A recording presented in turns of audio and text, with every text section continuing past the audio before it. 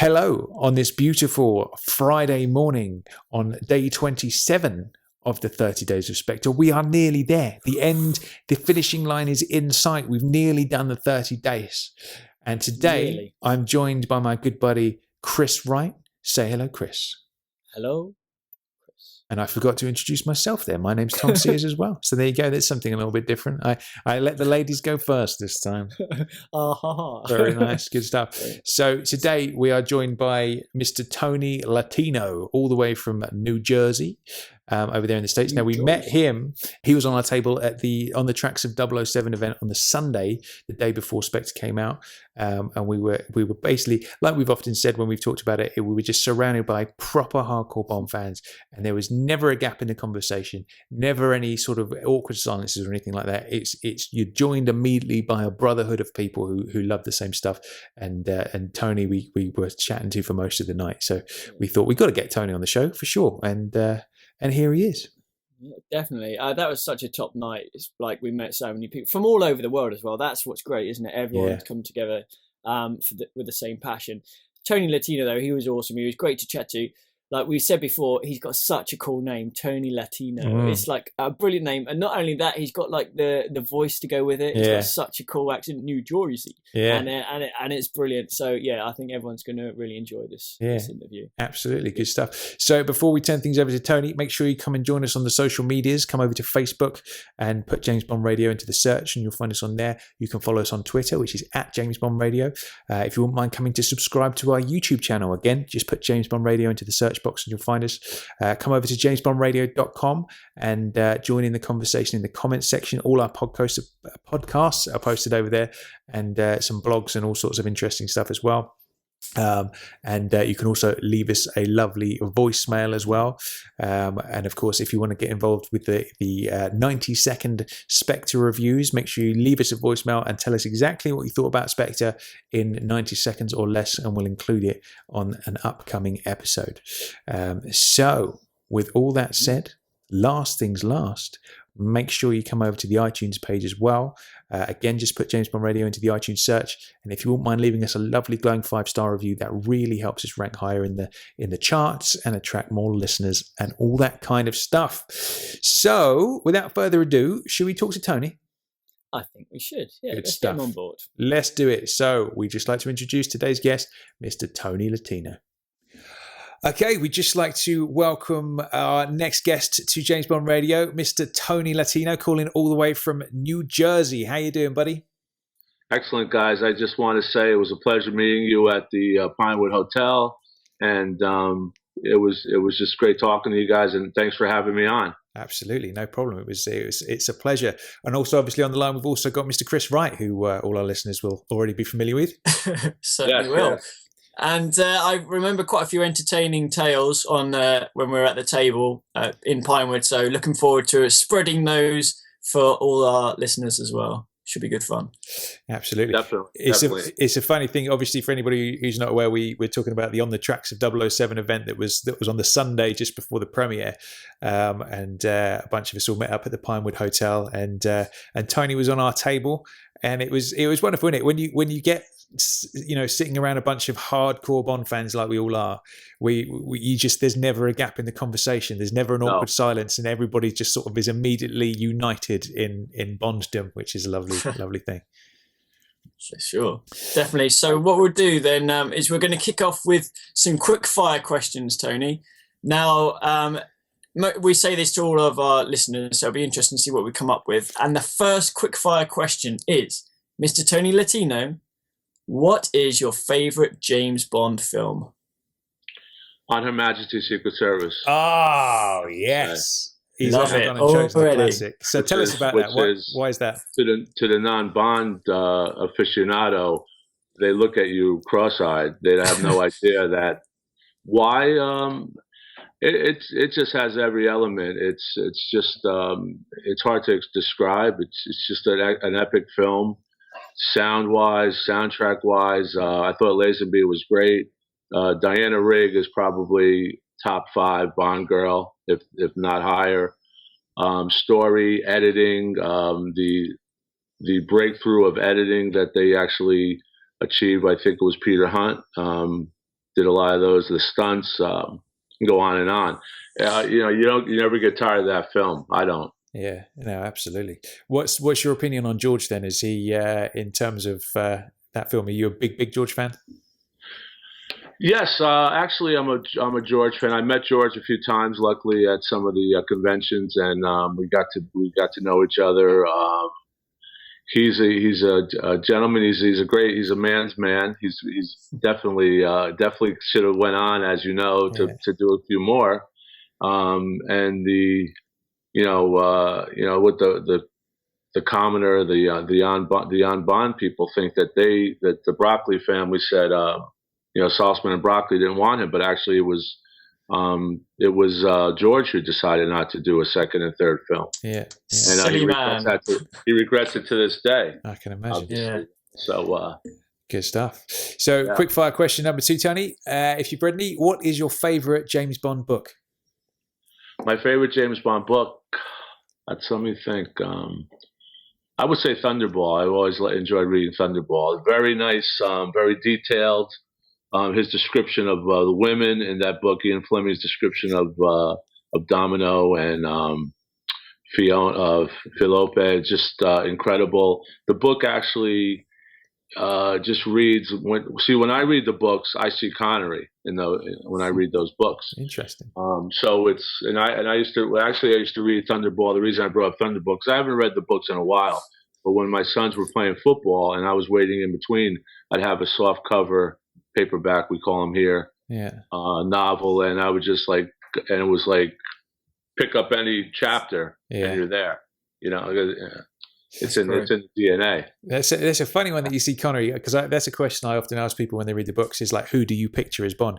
And for me, I don't picture any of the actors, or even the ones where the stories are relatively close to the film. I have this picture of this dude, but I don't even know what he looks like. I can't even really sort of see his face, but that's my image of what he is in my mind. Yeah, he's like Blofeld, I guess.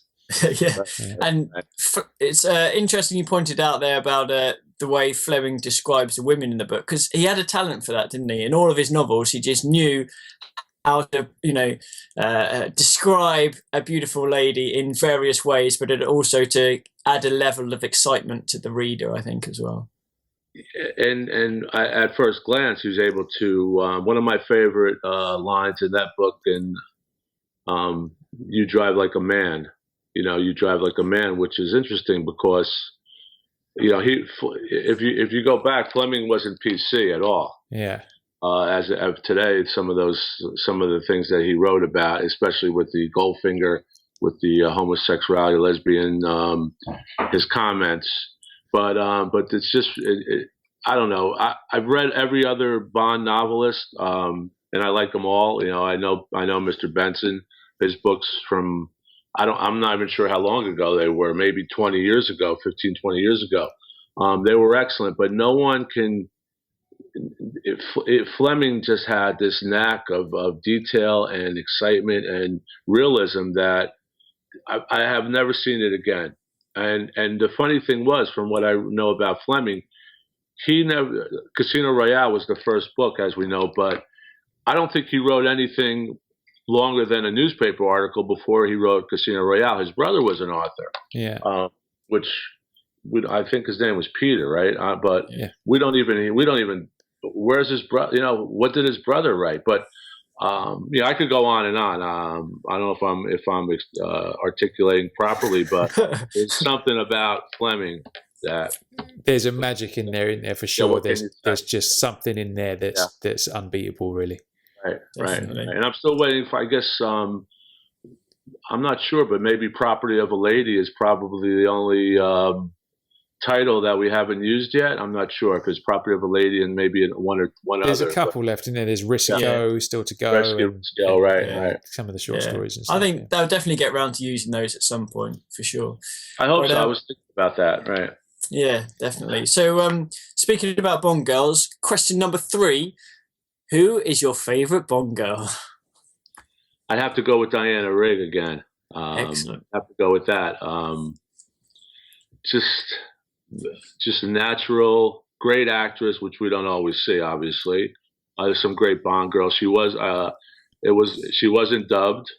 She had a she had a career prior to Bond, and she's still on Game of Thrones. Yeah. Which is remarkable. Never met her. Would love to meet her. So it's Diana Rigg. Good Great choice. answer. I think there's one of those, isn't it? Is she really is the only Bond girl, apart from Vesper, obviously, in more recent times, that had the sort of strength of character to make Bond want to settle down. You could never see Bond settling down with a Honey Bride or a Domino. Do you know what I mean? But Tracy's a bit of a different one. No. Maybe for a few weeks, but not forever. But Ava Green, you said Vesper. Yeah. She was an established actress on her own right. Which is something we normally didn't see in the early Bond girls. They were basically newcomers, I think, that were introduced as that character. Not to take away from what adventure we're going to step into. I think that's their intent. Yeah. Like Scorsese would use people from the neighborhood. Yeah, and it adds that realism. But with Diana, with the Avengers, and I'm not really sure what she did in Britain. You guys would know better before that, but it's just a remarkable. She was so strong, and I loved her father in that movie, the Italian actor. And like you said, I think you guys talked about it on some of your shows, where the homages in the beginning of the titles of On Her Majesty's. It's just like gives you chills. Yeah. I don't think they've ever. It's a miracle for 1969 to come back and do something where we had Connery. Connery was the number one box office draw probably in the world with the movies, and then you come back and you make this incredible movie. And it doesn't get the respect that it deserves. It is. I tell you what, I always think about Majesties as well is how brave it was to make that film. Obviously, without the guarantee of Connery, you got this complete unknown dude, and that ending as well was just the whole thing. Is such a brave move on their part. I think. I know. And so it's just amazing. I've seen that a number of times on the big screen as well, and the Blu-ray. I don't know if you've watched those Blu-rays yet. Yeah. That's the movie could have been made yesterday. Yeah. It's so vibrant. It's just, we could do a show on that movie. Yeah. I've watched some of your shows, and I'm really impressed with what you guys have accomplished. So I don't know what you've talked about before, but if just correct me, because I know no worries, you've been doing this forever. Yeah, no worries, man. It's all good. Question number 4 is, Tony Latino, who is your favorite Bond villain? Well, let me ask my son, Sean. Sean, I would say Sean Connery. I named my second boy after him. Very nice. Cool. Yeah, which is Latino, Sean Latino, but it's a great name. It's I've always loved that name, and it's the influence. Most people don't do that, and I got permission from all the other parties involved. Definitely. Cool. So if Sean is your favorite Bond, who would you say is your favorite Bond villain? I would say my favorite Bond villain. That's difficult. I would say Dr. No, probably. I would say Dr. No. Just excellent. Joseph Wiseman. Another guy out of nowhere. Like, I've seen him in other movies. He was actually, I don't know if you've ever seen, it's a great American TV series called Crime Story. No, I haven't seen that one. I haven't seen that. Okay, Crime Story was a Michael Mann directed TV series with Dennis Farina played this head of a crime breaking network in Chicago, like a police force that does mob like a vice squad. Uh-huh. Joseph Wiseman played a Godfather-like character in that, and he was stunning. Interesting. Brilliant. Now that show was on in the 80s, so I would say like 86 to 87. We had 2 seasons, and you could probably find clips of it on YouTube. And the opening song was I think it was by Del Shannon.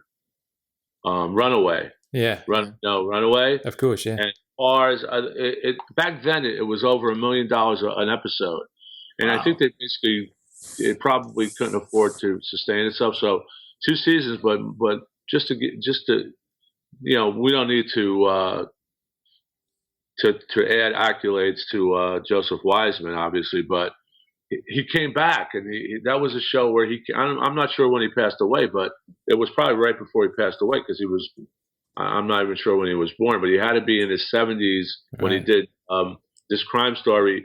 Mob Czar from Chicago was excellent. He actually steals the scenes. Even Andrew Dice Clay, comedian. Yeah. He's even in it as one of the main men of his organization. So I would definitely look that up. But it would be, I just think Joseph Wiseman's dialogue with Connery at the dinner table. Yeah, I think that was just it gave him a chance to flesh out who he was. Unlike some of the new movies where they don't give you those people who wrote those early scripts. With Blofeld in the new film, I think we should have had more of a one-on-one with Bond instead of having like a female, again with him. Not that there's anything wrong with that, but we don't have that one-on-one where Bond can actually, verbally toy with him. Some of that dialogue harkens back.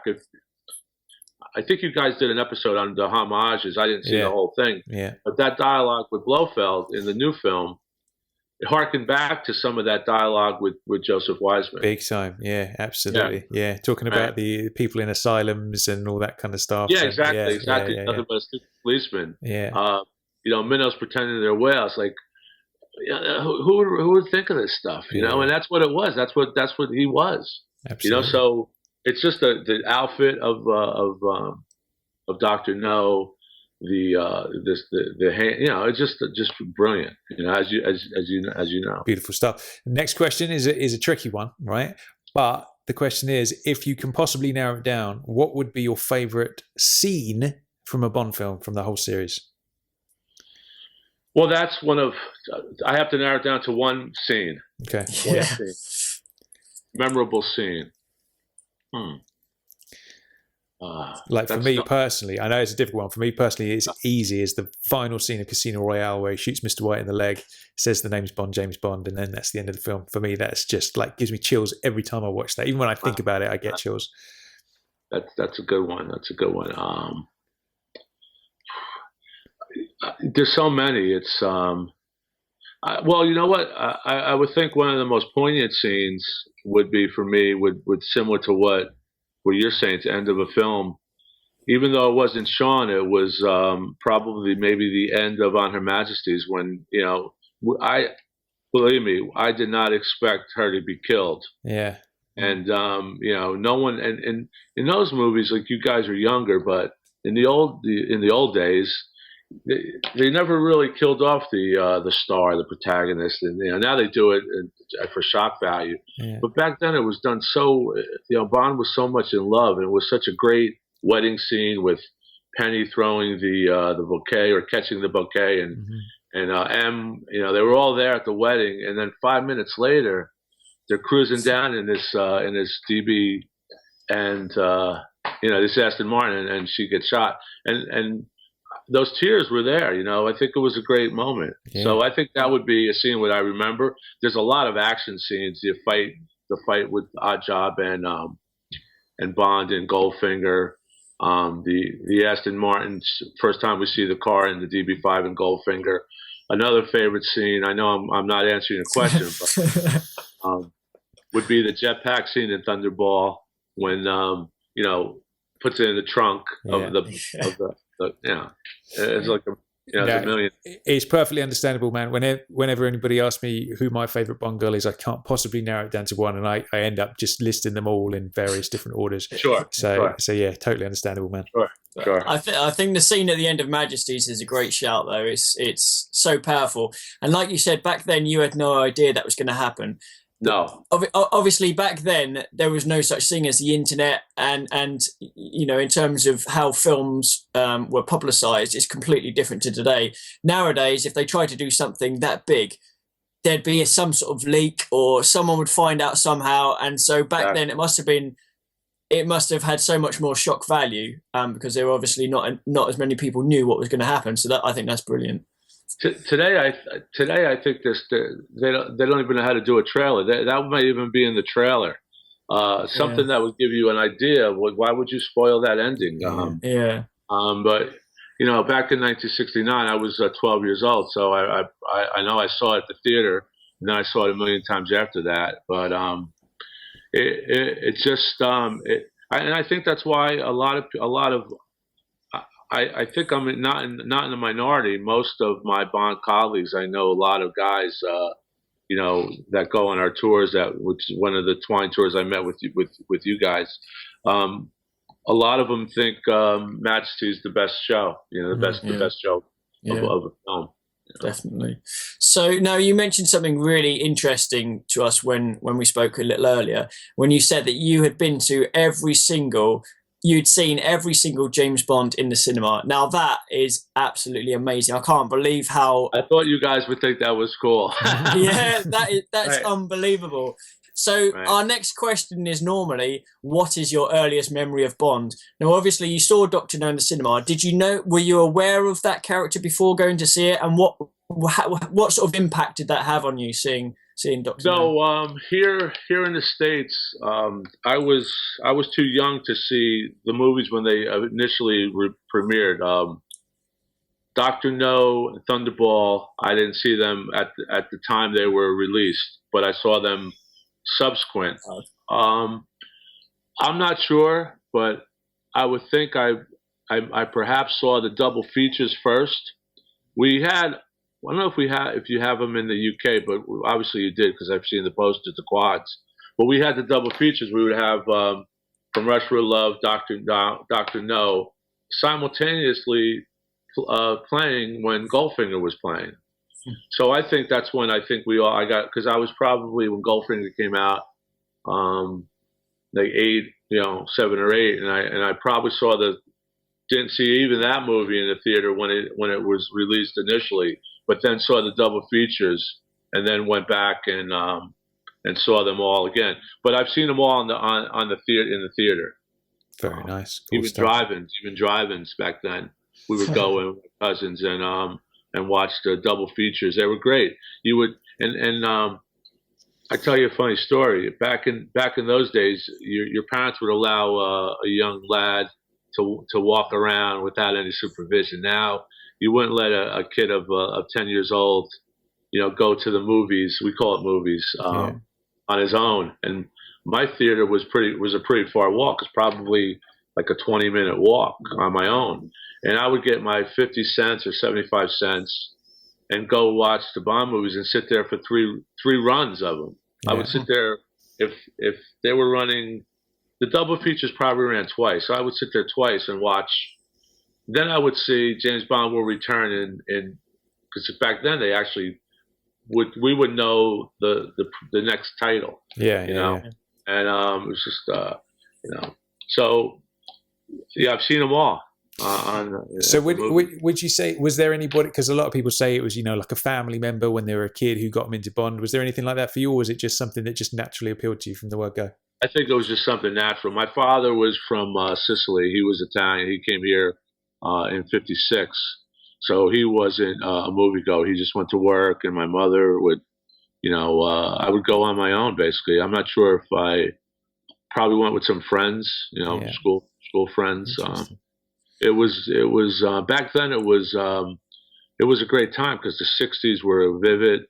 You had Elvis Presley and all those movies, and I would go see the Presley movies, the Bond movies. I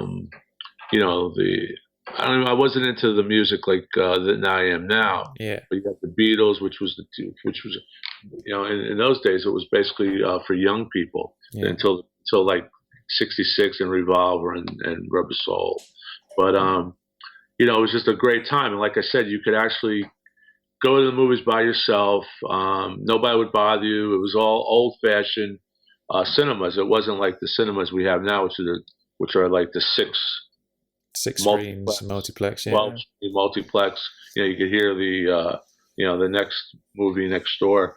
Those movies were basically old vaudeville houses with the big cushiony chairs, the ornate ceilings. Yeah. It was almost like a scene out of a Bond movie. If actually you were going to film, something with say the chief of staff and Bond and some of the bigger boys of MI6. You were filming in that type of. It was very British. It was our theaters were, I would say, very ornate, very British, like what I've seen when I come to visit Britain. Nice, cool stuff. Okay, so last one of the quick fire questions then before we get talking about Spectre. Now, I assume you've done a fair bit of this in your time, Tony, but what is your favourite Bond location you visited? And if there are any left, what's a Bond location that you would still love to get to? The favorite location I would have to say is Pinewood Studios. Nice. Because you've got, that's like cheating basically, because there's so much great memories there. And where I would really love to go would be Piz Gloria. Yeah, nice. Switzerland. The other locations, some folks may say the island in Man with the Golden Gun, exotic places like that. But let's face it; those change with the years. They're not what they were. But Piz Gloria, it's snow is snow. You're not going to get any foliage colors. Seasonally, it's all the same. Yeah. And that's just that would be a great tour. I know some of my friends have gone there, and I was Gene from Montreal when he was on our trip. He's got great photos with Rich Skillman, some of our friends that run these different tours. Yeah. But that would be a great location for me to go. Nice one. My son was actually there and brought me back a lot of memorabilia.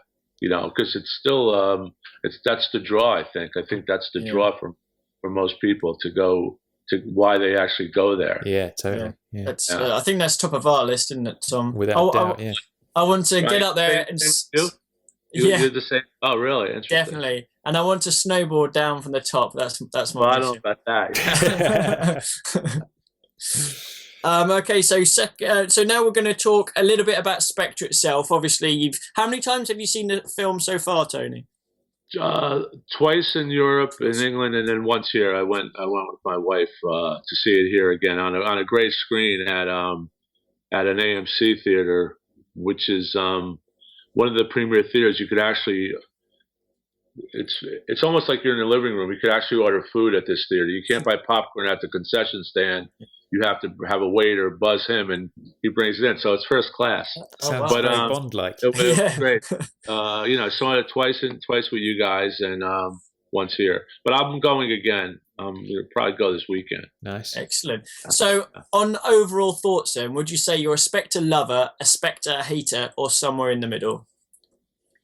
I would say I'm a lover of it. I think it was well done. I've got plenty of things I didn't like about it, but it was very enjoyable. In hindsight, you could always go back and nitpick, but at the time when you're watching it, which is what I think they intended, is you're focused on that on what they're doing.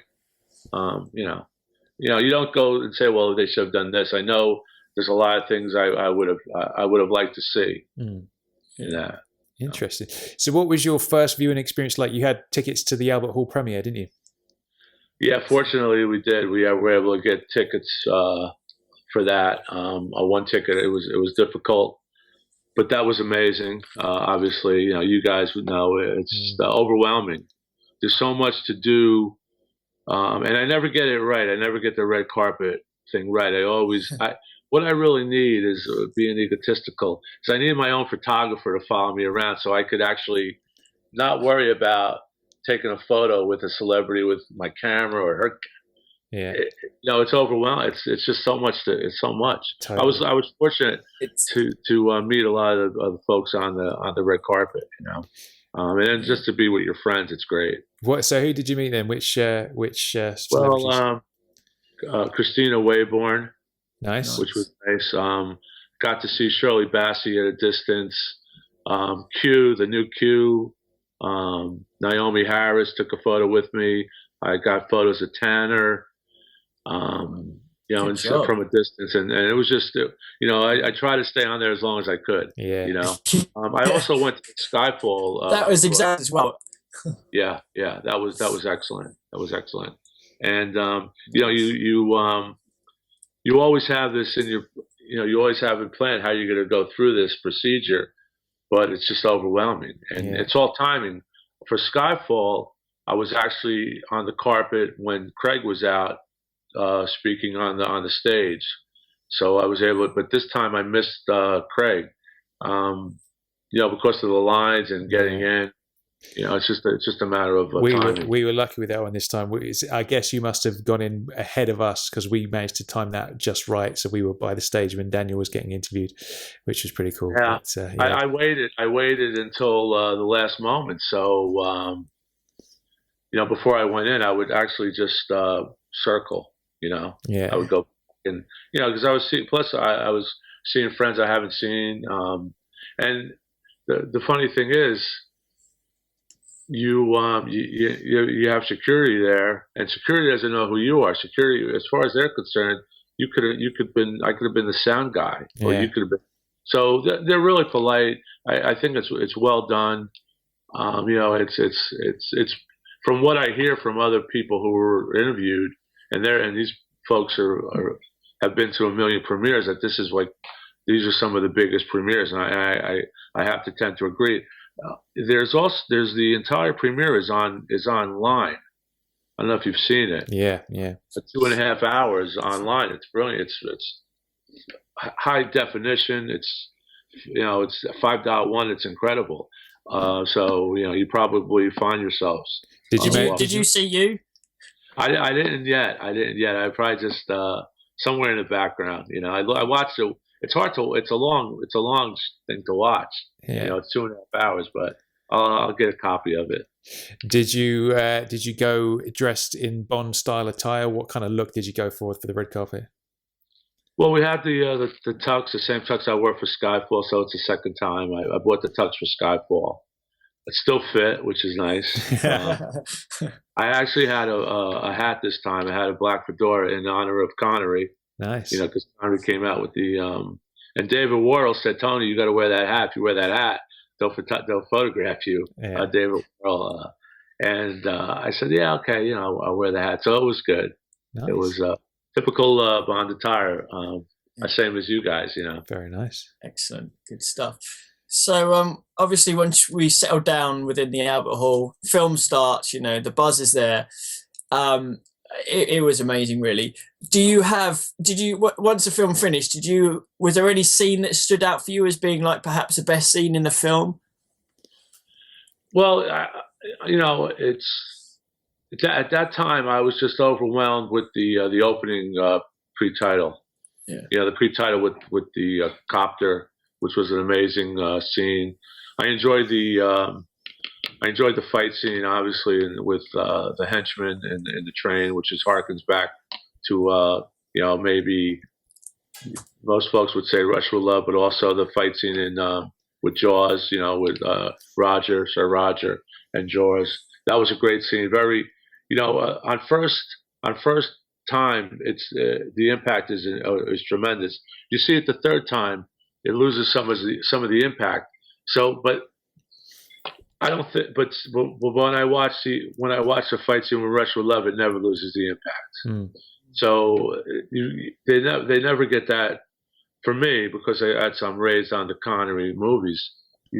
That's the bar that I don't think they'll ever chase. But overall, the car scene in retrospect, I think could have been different, could have been better.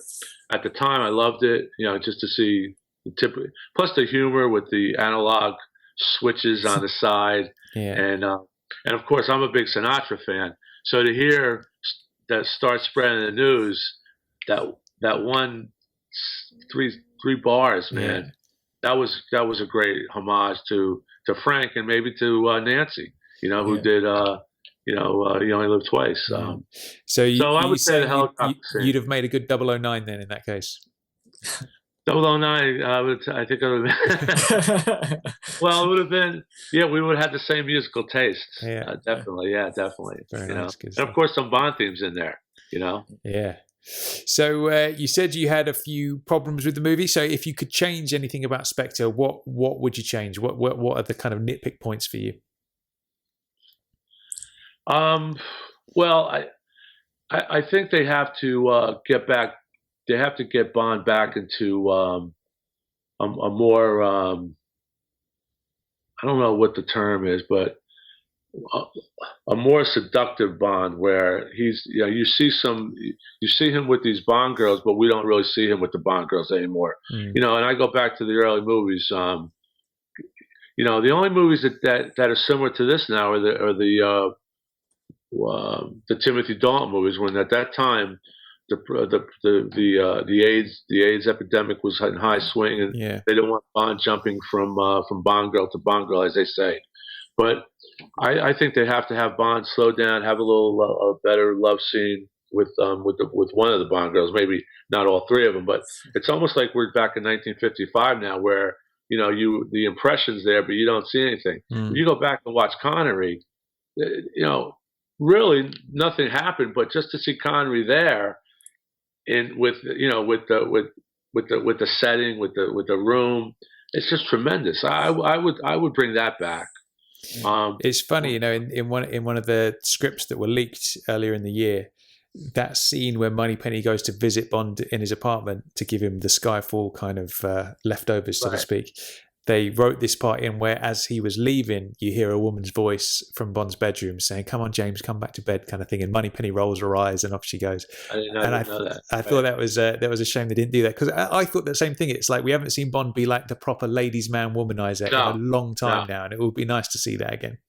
No, and yeah, and what they did was if that scene was in there, it was almost like they flipped that. Now Bond was concerned because Penny had someone in her apartment, and Bond is saying, "What are you doing with someone in your apartment?" I don't want to spoil it I'm sure whoever sees your radio show has seen the movie, so there's no spoilers here. If there is, you know what? Yeah, you'll still enjoy it. So I think you're right. I think they did that because that would have been similar to what was it, The Man with the Golden Gun, when M visited Bond in his apartment. Live and Let Die. That one, yeah. Was that a hotel or was that his apartment? That was his apartment. Yeah, that was the only other time we've seen Bond's apartment then, besides this one. I think there's the scene in Dr. No, isn't there? That's meant to be his apartment, where Sylvia Trench is playing golf in his shirt. I think that's meant to be his apartment. That's true. Or that's true. That was his flat, as you would say. Yeah, absolutely. That's one of my favorite scenes too. Yeah, that's a good one. Now, those. Okay, I'll ask you. What scene in modern Bond is better than that scene? Yeah, it's tricky, isn't it? I don't know. I would say my favorite scene out of the whole thing, like I say, is the Casino Royale ending, because it's kind of like the whole line, you know, James Bond has been done so many times. And I think it was a stroke of genius how they just freshened it up completely and made it this vibrant moment at the end of the film. So that is my favorite moment out of the whole series for sure. But like, especially when you go back to the Connery days and you look at, you know, the Golden Girl, the laser, there's so many of those moments that it's tough to compete with that. Yeah. Right. And and then the scene what you just talked about with a Casino, then you go into the gun barrel. Yeah. So that was, I just got the chills too, because we're waiting for the gun barrel. We knew it was at the end of the film, but we didn't know how they were going to incorporate it. It was just, Daniel Craig was at his top right then. That was a great. And then the shadow. I'm not sure if the shadow was on the poster or you actually saw that. I guess that's his gun of choice now, because he had a similar gun in Spectre, a similar rifle. Quantum, you mean the poster of Quantum, where the shadow and holding the gun? Yeah, that's a Quantum, right? Yeah. So, which was the Ark, which is nice. Yeah, all his movies are actually connected. Good stuff. How did you feel about the whole Blofeld Oberhauser history thing? Because a lot of people really don't like that. How did you respond to that? That's we're on shaky ground there. It's hard to if you try to analyze that, it really doesn't make a lot of sense, because obviously what happened to Bond after those 3 or 4 years, and why did he keep in contact with his stepbrother? He would have, the detours that they take on that are very hard to come to terms with. Mm-hmm. I think that was convoluted. I don't know what your take is on that. I guess there are different ways you can look at it, isn't it? I suppose one way that we've looked at it is Bond was only, they're not brothers. They literally lived in the same house for like 2 months over 2 years. So it's not a long time really. So there were lots of people that were having to go because they were supposedly brothers, but they definitely weren't. So that's out the window.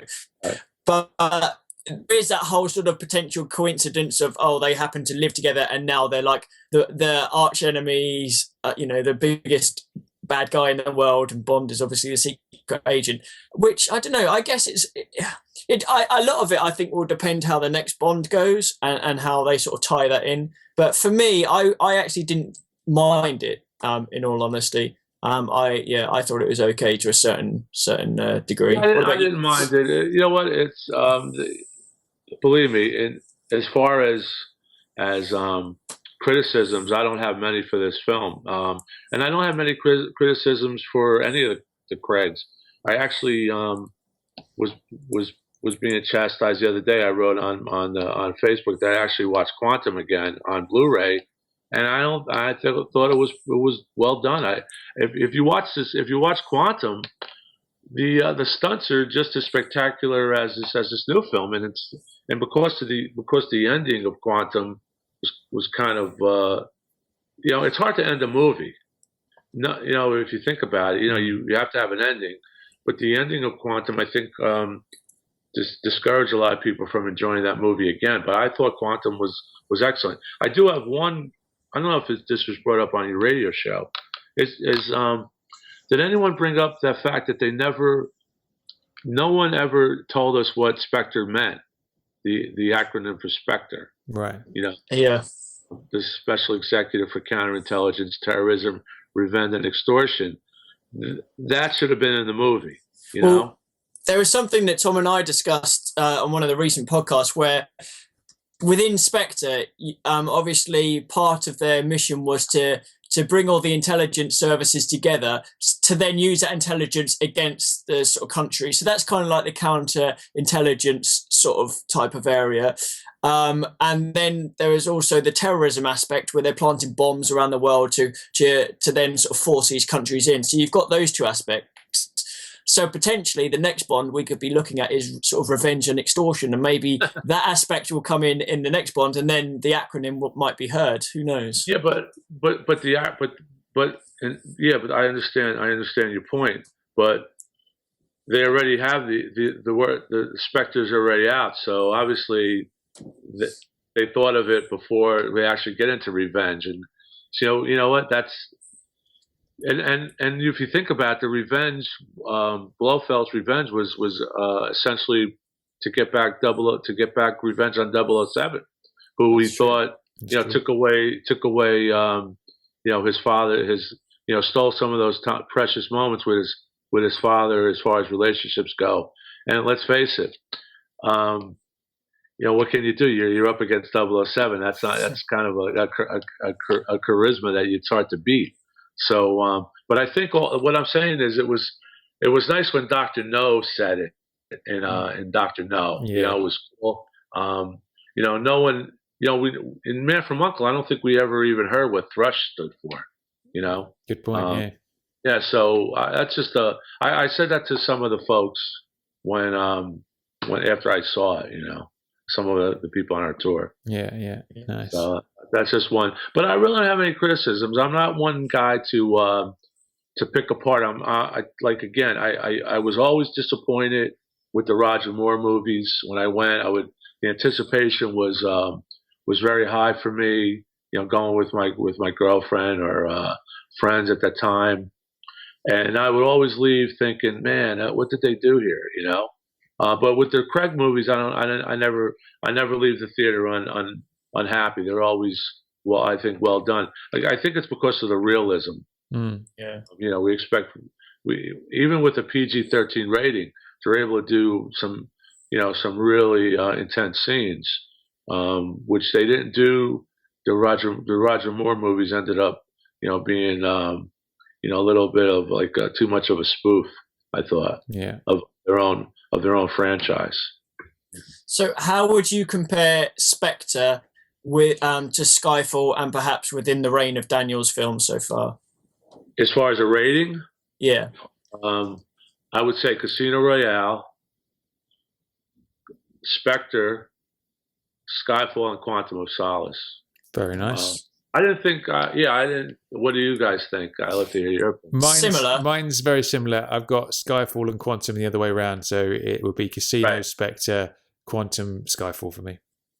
Okay. Yeah. Okay. Yeah, and I could see that because, like I said, I very much enjoyed Quantum. So Quantum and Skyfall, which I didn't really love Skyfall with the Skyfall ending. You know, at his old home. You know, it was almost like a Western type of, you know, like a Yeah, that's a good point actually. like High Noon. You know, with High Noon with Bond and. You know, and then we saw the demise of the DB5, which was, man, they brought that back in a classy way. I thought that was a good way to bring that back because I know I know a lot of I used to collect cars and I know people collect cars, so that's possible. You could have nothing but a chassis, and you know, 2 years later or whenever, depending on your funds, the car's back. The car's back to where it was. Yeah, absolutely. Cool stuff. So where would you say then Spectre fits among the whole series of the Bond films? Would you say it's a top 5, a top 10, somewhere in the middle, somewhere down the bottom? What are your thoughts? Oh, it's definitely top 10, you know, because and I hate to hark on this, but I would dismiss, you know, I love Roger, you know, it's not, I don't blame the actors. I blame the time, the script, the setting, where movies were going. So I would say it fits above all the Roger Moores. My favorite Roger Moore movie was The Spy Who Loved Me. I thought that saved the franchise. Time. You know, you got to remember, I'm seeing these movies as they come out. Yeah. In order, and you know, Live and Let Die was okay. Man with the Golden Gun was okay, but then you had the epic of Spy Who Loved Me, which was vast and just had a pace to it, which the other movies didn't have. And I think Roger Moore, Sir Roger, felt he got into that role. So that saved the franchise. So I would put that, but I would put, for me, they're in there with the Connerys. You know, they're in there. I like I said, I don't really have a lot of criticism with where Barbara and Mr. Wilson's taken them. I think they're doing a great job. Now the music is another factor. The music, the soundtracks I'm not keen on, but the movies and the stunts and the money that's, you know, let's face it. I think if I said to you guys, here's $100 million, go make a movie, I think we could come pretty close. Yeah. You know, so you know, if you think about what they did with the early Connerys for $4 million, spectacular. Like Little Nelly, like that was that wasn't that was Little Nelly. That was an autogyro that was up there, you know, and that for a kid of like 11 or 12 years old, that was unbelievable. Yeah. You know, we didn't see anything like that. Now, you know, I have friends whose children like Bond, but they think the Connery movies are too slow. You know, so it's where you're raised on at the time, like with music. And I know Chris, you have albums, right? You have Tom does. Me. Yeah. Tom has. Okay. It's like the new music that comes out, I'm into it, but I don't have that affinity like I have to the music I was raised on, where I'm listening to it like with my friends and talking about it. Yeah. You know, we used to sit there and do critical listening, and now, so I think it's the same with the Bond movies. I think it's whatever you grew up with, you know, you have that, you know, that love for that particular genre. Yeah, absolutely. Am I talking too much? No, not at all. This is all great stuff. Now here's an interesting one then, Tony. Bond 25, 2 or 3 years time, we're not sure how long ago. What do you think we're going to get out of Bond 25, and what would you personally like to see? Well, I'd like to see Daniel come back. and I would like to see. I don't know if we're going to have an arc anymore, and maybe just standalone films because we've already got through the rebooting of James Bond. That's hard to say. Like I said, I would like to see. We've got the DB5 back, so that'll be there. I don't. I would love to see Blofeld come back, but maybe not 25, maybe 26 or 27. Blofeld will somehow escape. I'm thinking maybe our hench person. What was his name? Hinks.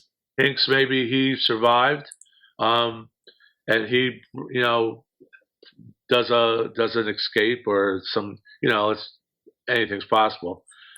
So I really haven't thought about it too much. But that's far above my pay grade. Like the stuff that they come up with. We always criticize it, but what would you do? What would you come up with? It's hard to say. Interesting. So I suppose to finish up, you mentioned just as we jumped on Skype at the beginning that you have a Bond room in your house full of your collection. You've got, what was it, 800 square feet of Bond? It's got to be. I'm down here now. It's really well done. Not to say anything. Everything's in cases. I've got autographs from all the Bond girls I've met. One sheets. So I would say it's about 800 square feet of Bond. There's a few photos of the family filtered in to make it look presentable. That's my daughter, to come down. But it's I don't know if you could see like some of the stuff here in the back. Yeah, let's take a look. See, Daniel wearing a Spectre cap there, is it? Yeah, that's Daniel. That's a display from the DVD. And I put my new Spectre cap, which I got from Flying Tours. Nice. I let Daniel wear it. He did have a GoldenEye cap on before this. Nice. So these were given to us. Lee Pfeiffer's group. Yeah. Yeah. And he gave us these hats. Nice. So that's good. But I'm fortunate. Friends know I collect Bond, so. I always have a contact. I just got some Heineken. I'll show you in a second. This just got this in. Oh, very nice. Yeah. It's nice. On high gloss cardboard. Excellent. So I'm lucky because when I was like I said, who knows why someone's connected to a certain franchise. There's people who collect Planet of the Apes, or King Kong, Flash Gordon. But I was able to, when I started out, every flea market I went to, what do you call those open market fairs? Flea markets? Flea market. Yeah.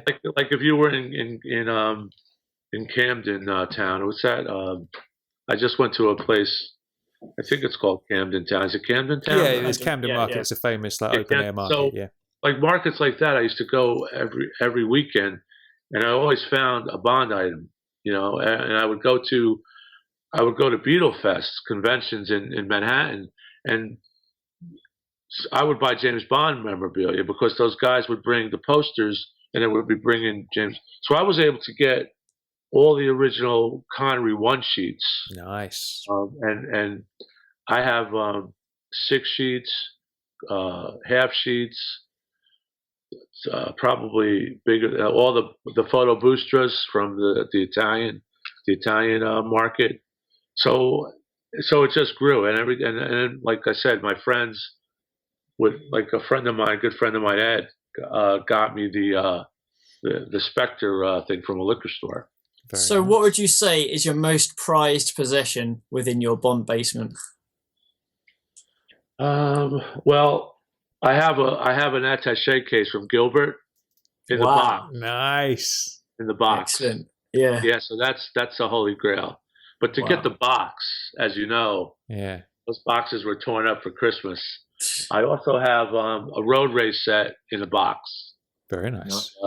The Gilbert road race set, which actually was the demise of Gilbert, if you know the story, right? You know I that? don't off the top of my head, no.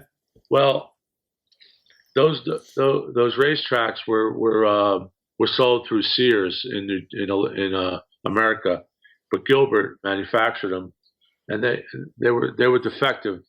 The tracks wouldn't work, and kids were, there were small children at the time. It's probably 65, I would think, right? Right. Thunderball. So many went back to Gilbert that for refunds that it basically broke Gilbert. Gilbert went out of business soon after that, and a lot of folks say it was because of the road race there. Interesting. Maybe Spectre was behind it. Yeah, very nice. I like your Spectre pin there as well. Very, very nice. Yeah, that was another thing we all wore. Thank you. Yeah. Put that on for you guys. Excellent work. Cheers. Wear it. Yeah, I don't normally wear it. All right. Cool stuff. Well, thank you for joining us today, Tony. Man, it was great to meet you at the Pinewood event. Not the Pinewood event, the Pinewood Hotel. For the on the tracks of 007. And yeah, glad you enjoyed the movie, and thanks for coming on the show. Thank you. It's been an absolute pleasure to have you on board, and entertaining as well, which is always good. Well, I watched a lot of Johnny Carson, so I understand what it takes to be a guest. Back in the days, but it was a pleasure, and we'll talk again. Yeah, definitely. Yeah, this only touches the surface. Well, maybe we can come visit the basement one day and check out the collection. We will definitely. Anytime you guys are welcome. Cool stuff. Thank you very much, and good luck. Excellent. Good luck with Cheers, Tony. Thanks, Tony. Thank you. Cheers. Bye. Ciao. Bye. Cool. So there we have it. Now, I certainly want to visit that dude's basement for sure. Now, in any other context, that would sound completely out of line. That would have sounded so bad. But in this point, I'd actually agree with you. I'd love to visit his basement too. But no, it looked cool, didn't it? And it sounded a lot bigger than what we saw. And there's loads of cool stuff. So I think we'll have to check it out one day, maybe. Absolutely, all those old school one sheet posters and Bond collectibles and memorabilia. And he's a blues man as well. He's a man after my own heart, collecting old blues albums and all that kind of stuff. So yeah, we'll have to go visit Tony at some point, no doubt. But yeah, big thanks going out to Tony. It was great to meet you at the on the Tracks of 007 event, and thanks for your time coming on the show today and sharing your thoughts on Bond in general and Spectre. And of course, he's a Majesty's fan as well, so he's obviously a high-ranking member of the JBR family for sure. It's when we hear the Majesties or perhaps a Casino Royale, we know you're in that brotherhood, aren't you? You're in good company for sure. Good stuff. Yeah, all right then, so that about rounds up today's episode of James Bond Radio. Again, this week we're doing double bill interview episodes, so we have a second episode out today as well with JBR listener Mr. David West. So if you haven't listened to that one yet, make sure you listen to that. So we will see you very shortly when you listen to David's episode, or we will return in the morning with another installment of the JBR listener interviews. Until then, I've been Tom Sears. I've been Chris Wright. And we'll see you in the morning. Or 5 minutes' time. Bye. Ciao.